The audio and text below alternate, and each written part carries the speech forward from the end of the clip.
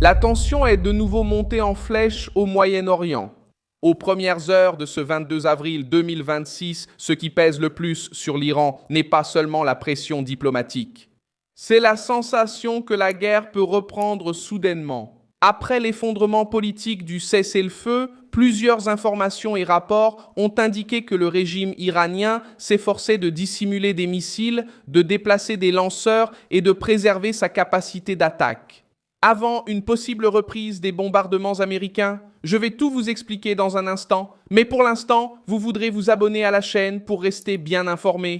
Des infos en temps réel, avec une qualité journalistique inégalée. Faites-moi confiance, ici Milson Alves. Ce que l'on voit maintenant, c'est un gouvernement qui agit comme s'il croyait qu'une nouvelle vague d'attaques pouvait survenir en donnant des conseils. Trump a de nouveau haussé le ton, a déclaré qu'il s'attendait à reprendre les bombardements s'il n'y avait pas d'accord, puis a prolongé la trêve à la demande du Pakistan, mais sans relâcher la pression en mer. Voilà toute l'astuce. Il ne s'agissait pas d'un retour à la paix, mais bien du contraire. Le cessez-le-feu a perdu de sa force politique, la confiance a disparu et le régime iranien a commencé à agir comme s'il devait gagner du temps. Qui est au centre de tout cela? D'un côté, les États-Unis. Trump, sa structure militaire et le blocus naval maintenu. De l'autre côté, Téhéran, la garde révolutionnaire islamique et le noyau le plus dur du régime qui rejette toute discussion sous pression. Lorsque la direction iranienne se rend compte que l'espace pour négocier diminue et que la menace militaire persiste, cacher des actifs sensibles devient une réaction presque automatique. Ce n'est pas une scène de tranquillité, c'est un mouvement de survie. C'est là le point central de cette histoire. L'Iran agit comme s'il craignait de perdre sa capacité de riposte. Et c'est pour cela que le soupçon concernant l'effort pour cacher des missiles, déplacer des structures et préserver des lanceurs prend autant d'importance. Si Téhéran pense que les bombardements peuvent reprendre, il doit empêcher que ses principaux moyens d'attaque soient détruits alors qu'ils sont encore au sol. La logique est simple. Premièrement, disperser. Deuxièmement, cacher. Troisièmement, compliquer la tâche des États-Unis pour les empêcher de tout localiser et éliminer lors d'une nouvelle offensive. C'est exactement ce comportement qui soutient la ligne la plus dure du moment. Le régime ne se prépare pas à une paix durable. Il se prépare à survivre à une nouvelle phase de la guerre.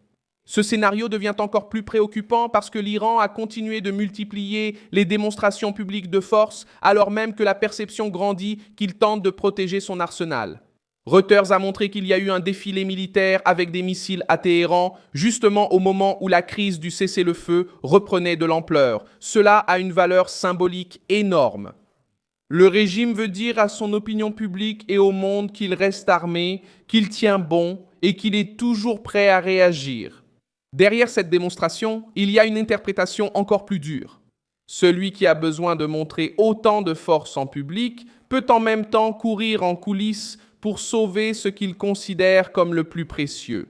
Le défilé affiche une posture de défi. L'agitation en coulisses transmet de l'appréhension. Et les deux choses ensemble révèlent un régime sous forte pression. Au milieu de cette crise, la mer est devenue la preuve la plus évidente que la trêve était rompue dès le départ.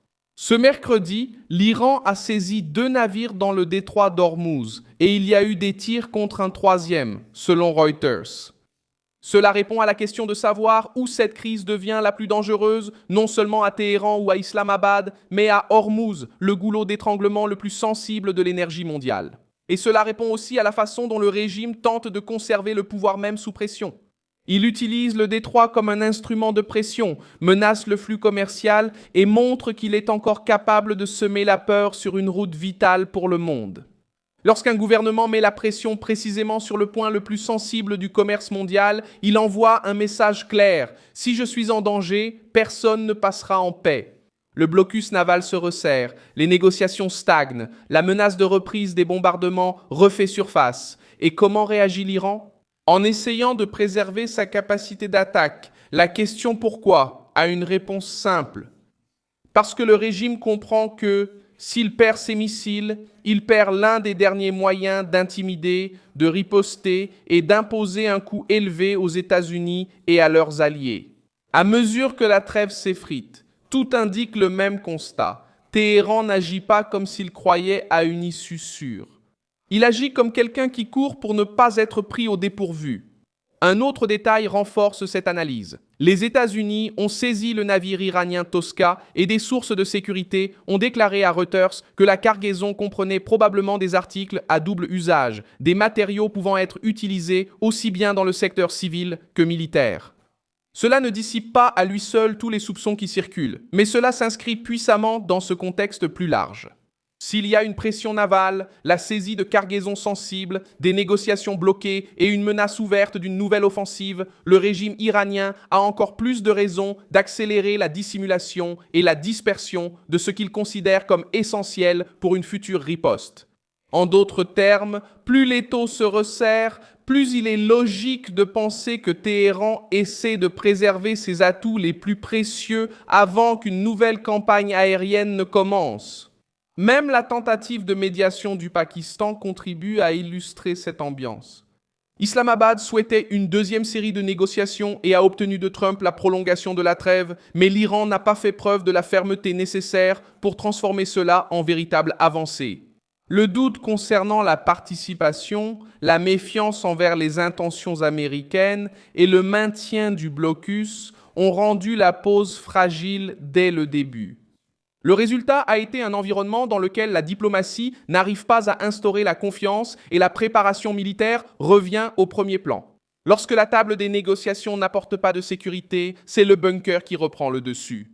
Quand la discussion ne convainc pas, le missile caché semble devenir plus important que la promesse diplomatique. Au final, ce que l'on voit maintenant, c'est un Iran qui ne donne pas l'image d'une paix solide, mais celle d'un régime acculé, méfiant et en mouvement. Un régime qui, face à l'effondrement du cessez-le-feu, essaierait de cacher des missiles, de déplacer des lanceurs et de préserver sa capacité d'attaque parce qu'il croit que les bombardements américains pourraient reprendre.